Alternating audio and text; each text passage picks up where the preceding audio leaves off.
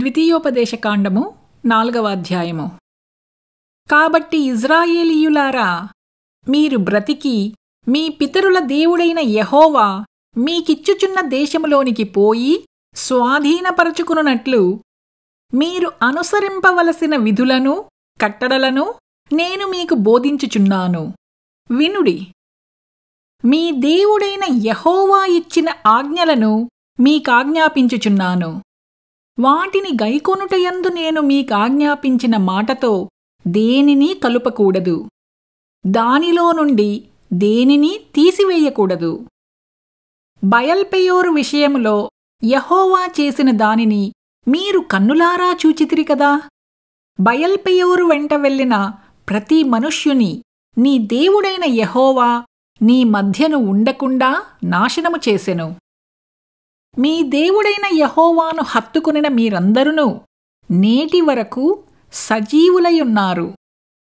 నా దేవుడైన యెహోవా నాకాజ్ఞాపించినట్లు మీరు స్వాధీనపరచుకొనబోవు దేశమున మీరాచరింపవలసిన కట్టడలను విధులను మీకు నేర్పితిని. ఈ కట్టడలన్నిటినీ మీరు గైకొని అనుసరింపవలెను. వాటిని గూర్చి విను జనముల దృష్టికి అదే మీకు జ్ఞానము, అదే మీకు వివేకము. వారు చూచి నిశ్చయముగా ఈ గొప్ప జనము జ్ఞాన వివేచనలు గల జనమని చెప్పుకొందురు. ఏలయనగా మనము ఆయనకు మొరపెట్టునప్పుడెల్లా మన దేవుడైన యెహోవా మనకు సమీపముగానున్నట్టు మరి ఏ గొప్ప జనమునకు ఏ దేవుడు సమీపముగానున్నాడు? మరియు నేడు నేను మీకు అప్పగించుచున్న ఈ ధర్మశాస్త్రమంతటిలో ఉన్న కట్టడలను నీతి విధులునూ గల గొప్ప జనమేది? అయితే నీవు జాగ్రత్తపడుము. నీవు కన్నులారా చూచిన వాటిని మరువకయుండునట్లును అవి నీ జీవితకాలమంతయు నీ హృదయములో నుండి తొలగిపోకుండునట్లును నీ మనస్సును బహుజాగ్రత్తగా కాపాడుకొనుము.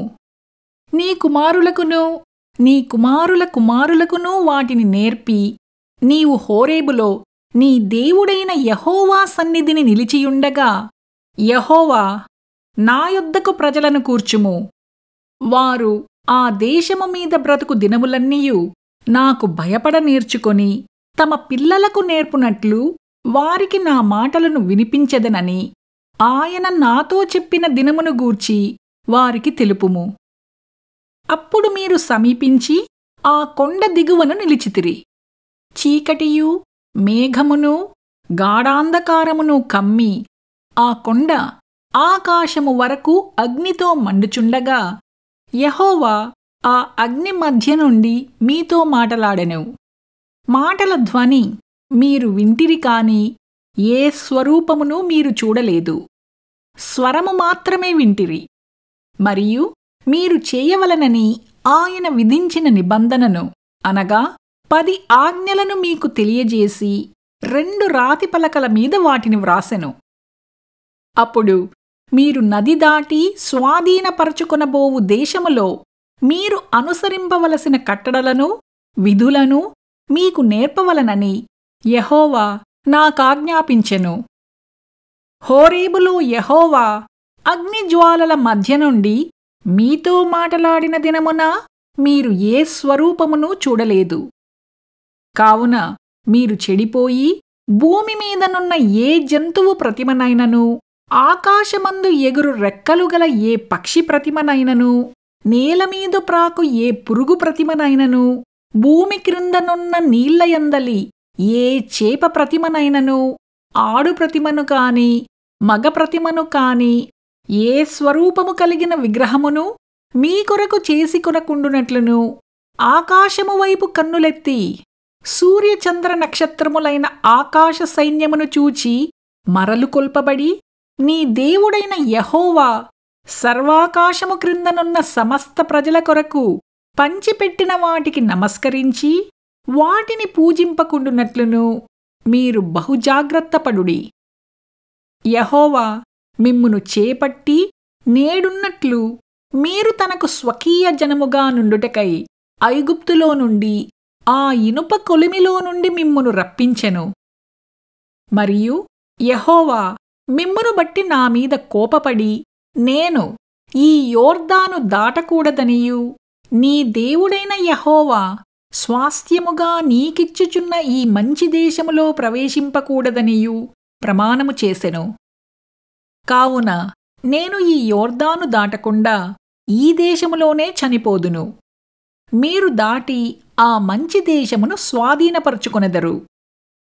మీ దేవుడైన యెహోవా మీకు ఏర్పరచిన నిబంధనను మరచి నీ దేవుడైన యెహోవా నీకాజ్ఞాపించినట్లు ఏ స్వరూపము కలిగిన విగ్రహమునైనను చేసుకొనకుండునట్లు మీరు జాగ్రత్తపడవలెను.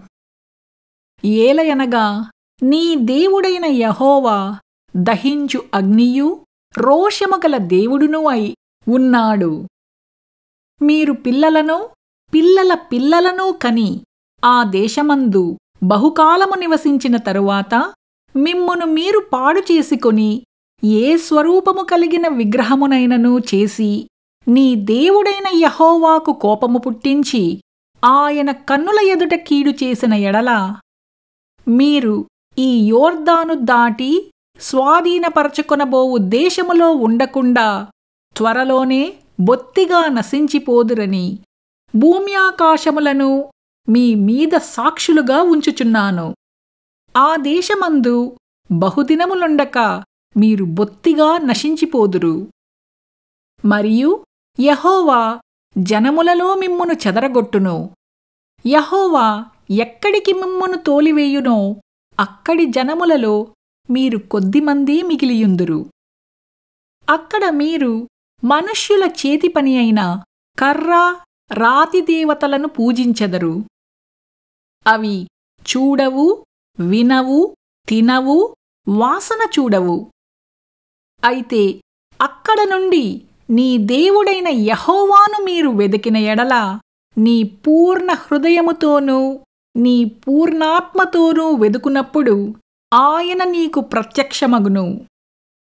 ఈ సంగతులన్నీయు నీకు సంభవించిన తరువాత నీకు బాధ కలుగునప్పుడు అంత్యదినములలో నీవు నీ దేవుడైన యెహోవా వైపు తిరిగి ఆయన మాట వినిన ఎడల నీ దేవుడైన యెహోవా కనికరము గల దేవుడు కనుక నిన్ను చెయ్యి విడువడు, నిన్ను నాశనము చేయడు. తాను నీ పితరులతో ప్రమాణము చేసిన నిబంధనను మరచిపోడు. దేవుడు భూమి మీద నరుని సృజించిన దినము మొదలుకొని నీకంటే ముందుగా నుండిన మునుపటి దినములలో ఆకాశము యొక్క ఈ దిక్కు నుండి ఆకాశము యొక్క ఆ దిక్కు వరకు ఇట్టి గొప్ప కార్యము జరిగెనా, దీని వంటి వార్త వినపడెనా అని నీవు అడుగుము. నీవు దేవుని స్వరము అగ్ని మధ్య నుండి మాటలాడుట వినినట్లు మరి ఏ జనమైనను విని బ్రతికెనా?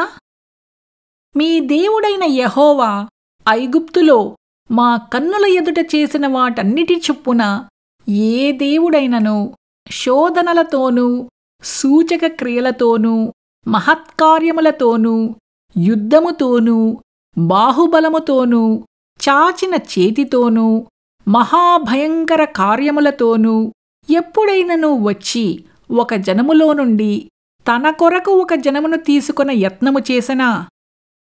అయితే యెహోవా దేవుడనియూ ఆయన తప్ప మరి ఒకడు లేడనియూ నీవు తెలిసికొనున్నట్లు అది నీకు చూపబడెను.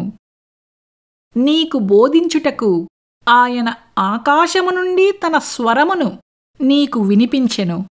భూమి మీద తన గొప్ప అగ్నిని నీకు చూపినప్పుడు ఆ అగ్ని మధ్య నుండి ఆయన మాటలను నీవు వింటివి.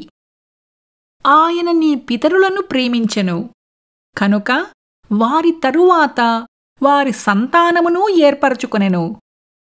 నీకంటే బలమైన గొప్ప జనములను నీ ముందర నుండి వెళ్ళగొట్టి నిన్ను ప్రవేశపెట్టి ఆయన నేడు చెయ్యునట్లు వారి దేశమును నీకు స్వాస్థ్యముగా ఇచ్చుటకై నీకు తోడుగా నుండి ఐగుప్తులో నుండి తన మహాబలము చేత నిన్ను వెలుపలికి రప్పించెను. కాబట్టి పైనున్న ఆకాశమందును క్రిందనున్న భూమియందును యెహోవాయే దేవుడనియూ మరి ఒక దేవుడు లేడనియూ నేడు నీవు ఎరిగి జ్ఞాపకమునకు తెచ్చుకొనుము. మరియు నీకును నీ తరువాత నీ సంతానపు వారికిని క్షేమము కలుగుటకై నీ దేవుడైన యెహోవా సర్వకాలమూ నీకిచ్చుచున్న దేశములో నీవు దీర్ఘాయుష్మంతుడవగునట్లు నేడు నేను నీకాజ్ఞాపించు ఆయన కట్టడలను ఆజ్ఞలను నీవు గైకొనవలెను. అంతకు ముందొకడు పగబట్టక పరాకున తన పొరుగువాని చంపిన ఎడల చంపినవాడు పారిపోవుటకు మోషే తూర్పు దిక్కున యోర్దాను ఇవతల 3 పురములను వేరుపరచెను. అట్టివాడెవడైనను ఆ పురములలో దేనిలోనికైనను పారిపోయి బ్రతుకును. అవేవనగా రూబీనీయులకు మైదానపు దేశారణ్యమందలి బేసరును, గాదీయులకు గిలాదులోనున్న రామోతును, మనష్షీయులకు బాషానులోనున్న గోలాను అనునవే. మోషే ఇశ్రాయేలీయులకిచ్చిన ధర్మశాస్త్రము ఇది. ఇశ్రాయేలీయులు ఐగుప్తులో నుండి వెలుపలికి వచ్చుచుండగా యోర్దాను ఇవతల బేత్పయోరు ఎదుటి లోయలో హెష్బోనులో నివసించిన అమోరీయుల రాజైన సీహోను దేశమందు మోషే ఇశ్రాయేలీయులకు నియమించిన శాసనములు, కట్టడలు, న్యాయవిధులు ఇవి.